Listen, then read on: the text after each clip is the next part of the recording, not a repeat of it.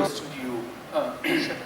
You know, whenever one interacts with startups or companies which are starting up in India, the biggest problem they have is attracting the right talent. How have you sort of countered that as well? So I'm again an engineer and an MBA.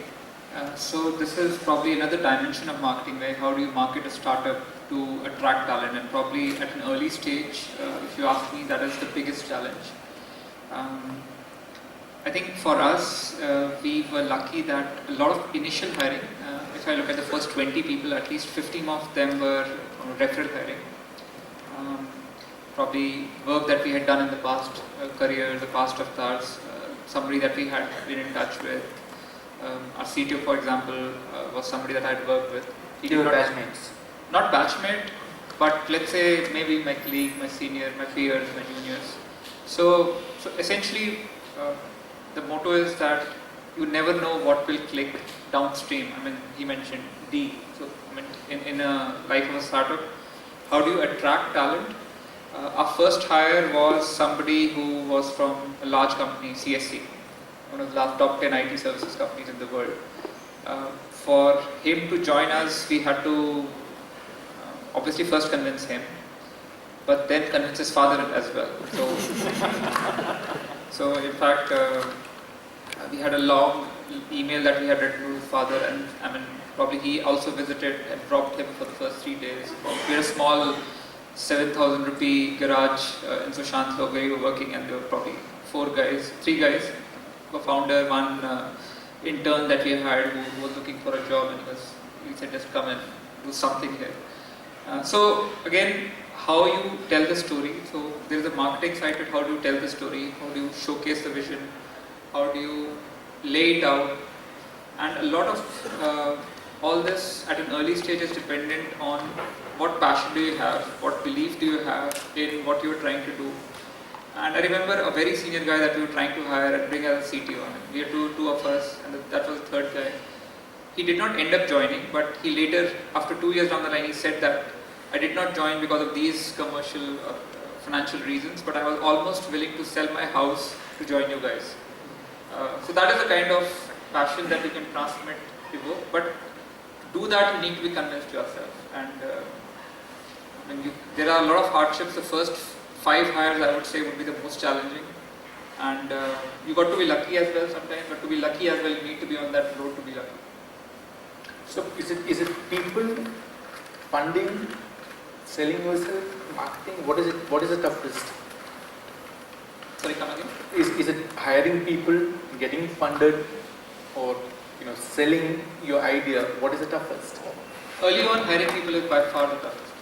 I mean, you can get initial clients, you can funding is probably, if you're doing well, you'll get the funding. People will chase you and you'll get the funding. But hiring the right set of people initially early on, when you don't have money, when you don't have a product, when you don't have anything, essentially, it is becoming a lot easier now. And as more and more success stories come to the fore. Easier, not easy.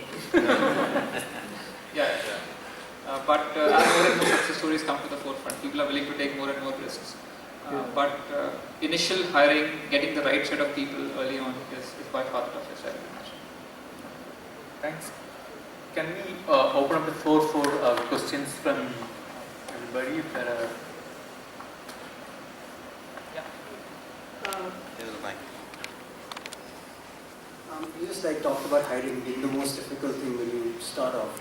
So, I mean, I'm not saying dive into all the details you can, but can you just expand a little bit on that? So, for example, you're about a 7,000 rupee garage. That's what you said in Sushantlo, right? That's what you started with. Yeah. So let's say you had your first. So what? It was a salary? Was it equity? Was it what? I'm just trying to get a broad overview as to how do you really attract those guys, because that is a challenge. You're right, and we are facing that. So in our case, we initially experimented that we'll pay very less salary because we did not have any money. We'll pay a lot of equity, which we had plenty of. We had nothing else. and obviously some sort of a variable salary around with it.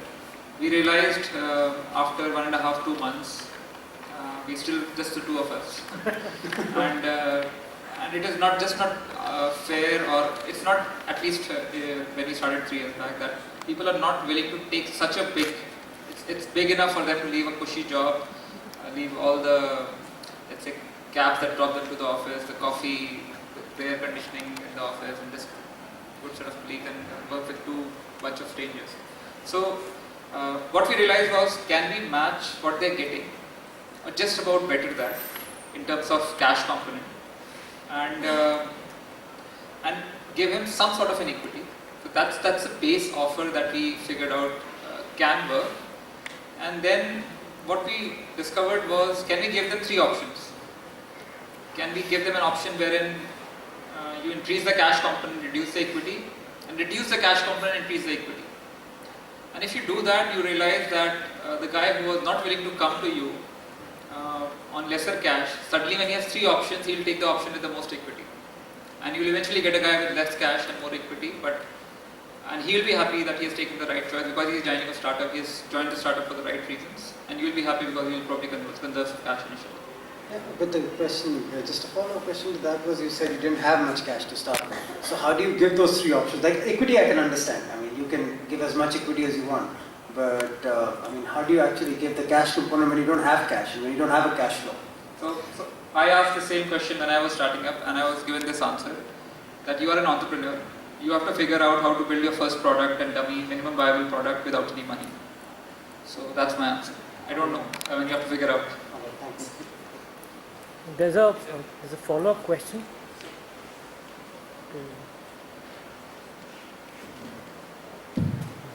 Thank you. The question is, earlier you said something about having to convince gentleman's dad. Sorry, sir? Having to convince the gentleman's dad, Yeah. actually. Now, we can speak about cash and equity and all that, but would I be correct in saying that Indian culture would recognize being part of a larger company as being very, very prestigious? So, once you kind of take that away, there's an enormous amount of peer and family pressure to exactly what is it that you're doing. Even if you're kind of getting paid well, their communities would encourage them to be part of something big. And in the face of this, what is it that you can do to kind of compensate? So yes, it's a challenge. I mean, joining an IBM versus joining an unknown company, obviously there is a very simple choice in the eyes of the parents, that there's a set career there. He'll probably end up in the US in 4 or 5 years or 3 years.